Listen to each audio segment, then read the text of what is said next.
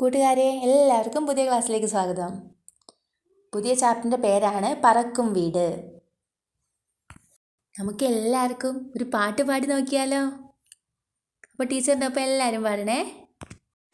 മൈലാഞ്ചി മലയിലെ കുഞ്ഞു വീട്, പുലർക്കാല മഞ്ഞും പുതച്ചു നിൽപ്പൂ, മുറ്റത്തു ചേലുള്ള പൂക്കളുണ്ടേ, ചുറ്റിലും പച്ചപ്പൂ കാവലുണ്ടേ, അച്ഛനും അമ്മായും വീട്ടിലുണ്ടേ, മക്കളുടെ കളിച്ചിരികൾ കൂട്ടിനുണ്ടേ, പാട്ടും പഴങ്കഥ കൂട്ടവുമായി പൂവെട്ടി മെടയുന്ന മുത്തശ്ശിയും, പൂവെട്ടി മെടയുന്ന മുത്തശ്ശിയും. ഞാനാണ് കുഞ്ഞു വീട്, മൈലാഞ്ചി മലയുടെ കിഴക്കേ ചെരുവിലെ കുഞ്ഞു വീട്. എബിയും യാമിയും ജോബിനുമെല്ലാം പുറത്തു പോയതാണ്. എത്ര കാലമായി ഞാനിങ്ങനെ ഒരേ നിൽപ്പ്. ഇനി വയ്യ. വീട്ടുകാരെല്ലാവരും പുറത്തു പോകുന്നു.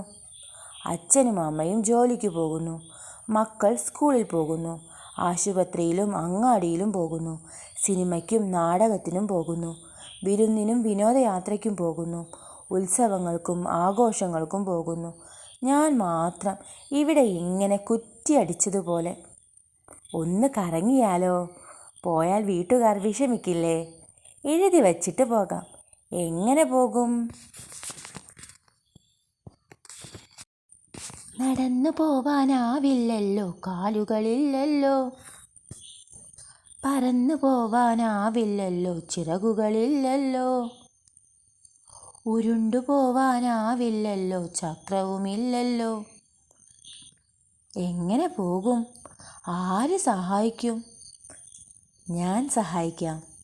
കുഞ്ഞു വീടിനെ തൊട്ട് തലോടിക്കൊണ്ട് വന്ന കാറ്റ് പറഞ്ഞു. അങ്ങനെ കാറ്റിൻ്റെ തോളിലേറി വീട് ആകാശത്തേക്ക് പറന്നുയർന്നു. ബാക്കി കഥ അടുത്ത ക്ലാസ്സിൽ പറയാവേ.